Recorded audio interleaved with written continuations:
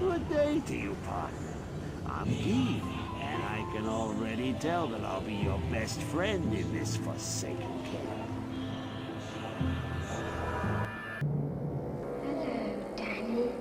Hey guys, Wheat Solo here, aka the Skeleton King.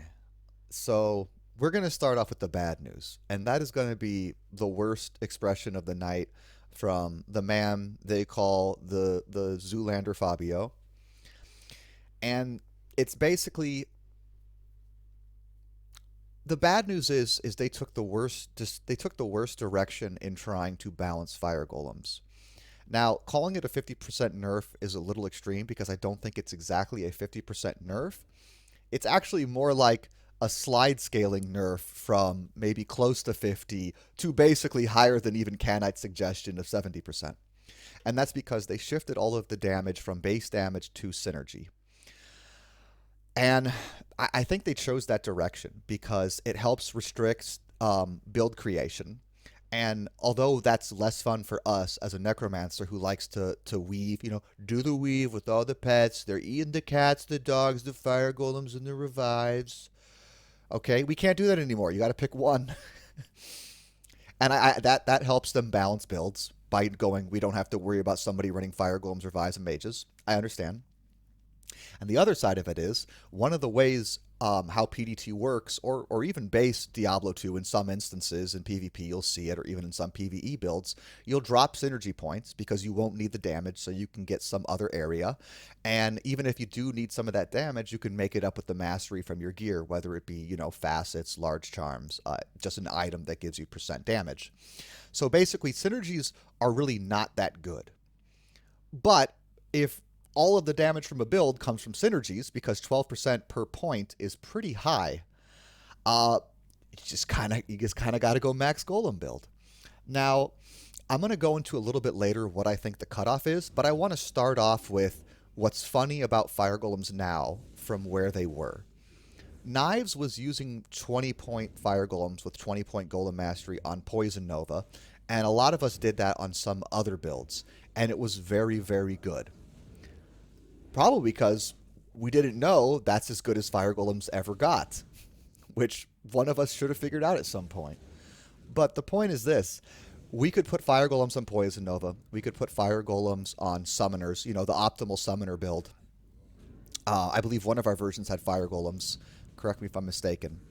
And we're not going to be able to do that anymore. The 20-point dream, or technically there was a 20-point build too, but the 40-point dream is dead.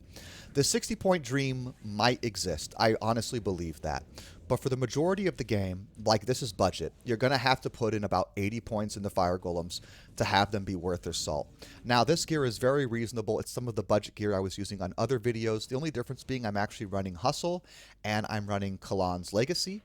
And I am trying to see what like a budget running man build would be if you wanted to farm content with fire golems early on. Now, what's one of the other cool things? If with this fire golem build, or with this golem build in general, if you max clay golem, blood golem, fire golem, and golem mastery, it means you could technically do Trav. You could do the good fire areas, whether it's Maggot Lair, is Stony Tombs good for fire? I can't remember. Glacial Trail, okay? And then you could even do bossing really, really easily.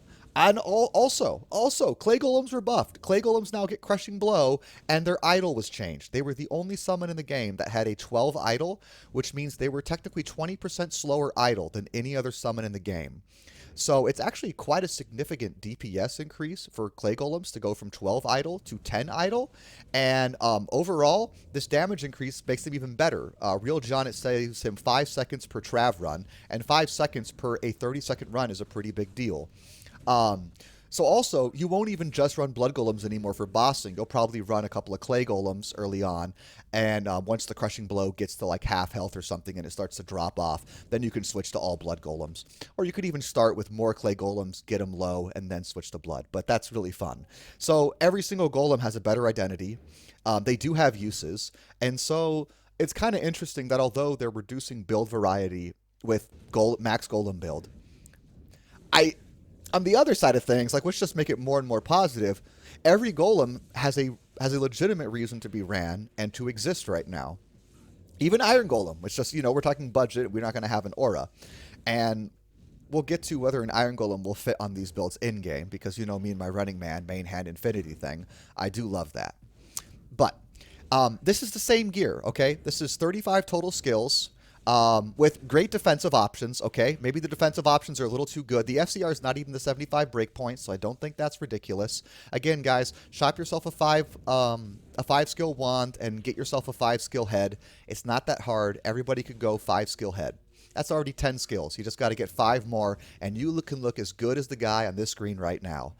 And, of course, some of the defensive gear. But this is pretty good for plus 15 skills farming of a T1 map. And I'm not even stomping. Now, you could run stomp style, and if you run stomp style, you'd have to change what you're doing a little bit. Well, for one, Collins wouldn't be necessary, so you can get more defense there. But just know, if you're stomping with Fire Golems, you might be hit pretty hard. What's also interesting is my Merc doesn't have the best gear either. Now, someone might complain that he has an Arachnid Mesh, train gloves, and a ferocity for the helmet. But I swear, I was just trying to give him random gear that wasn't too good, but would probably be something he kind of had with a Flickering Flame. And I think plus 2 skills and the third, maybe the 4th FCR breakpoint was pretty reasonable. He doesn't even have a shield, because I was like, okay, I think his gear is getting a little bit good right now. But if you put all this together with your Static Shock Merc, Flickering Flame, your 80-point Golems with, a lot of points into lower resist, basically just whatever points you have less. Now, you might say to yourself, this character on the screen is level 99. I'm not going to have that many skill points, Sweet Solo. Don't worry, Sweet Solo's got you covered. I think I only used half of the skill points from my skill quest, which is too many. But I also didn't use... No, I did put Bone Armor in. So, if you don't run Bone Armor... basically, this is only a level 91 character, which for budget farming is a bit high, so that is a concern. But basically what you would do is you would just cut some extra points from lower resist. Honestly, as long as you can get 8-yard lower resist, that's really all you need. For Running Man style, it's nicer to have a bigger radius, but that's not the world we live in when we're playing budget and when we're kind of forced into this 80-point Golem build. So let's go into the end of it. Can you go 60 points? And the answer is, I honestly think yes. And I think maybe... No, I think 40 points is basically dead. As you can see, 1,000 damage with pretty good gear is just not enough to run them. You're losing too much to run basically a 5,000 aura pop around your character. A lot of other summons are already doing, 3,000 damage as one of them, rather than 40 points for, 1,000 damage for 5 of them in-game. But 60 point, we're talking 3,000 damage in an 8-yard radius around your character, or spread out with whatever style you're playing. I do think you could fit that onto a build. So we're talking maybe you're going Fire Golems 60, Mages 20, and then Revives 20, or just Mages Fire Golems, because Mages love Skeletal Mastery. You don't like Revives, getting to summon them. And then, you get your 1-point LR. And I think that build could be ran. Now, caveat, this gear, although it's not... I would call it close to great. It's not even close to min-max, but there's a couple of good items on this setup that basically, maybe it's just good, but some of the items are pretty nice. But this is very obtainable.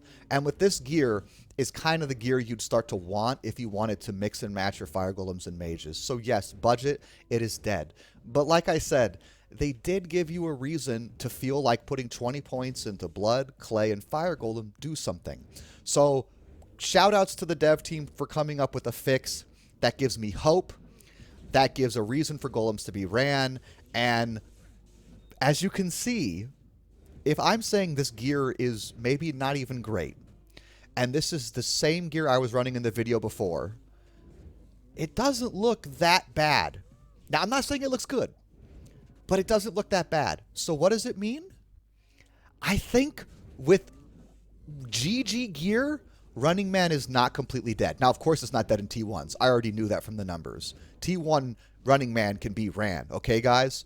But I think there's a world where possibly Fire Golems can be ran T3, Cows, the only map that's worth its salt. Skilly King out, guys. GG. Come play with us, Daddy. Forever.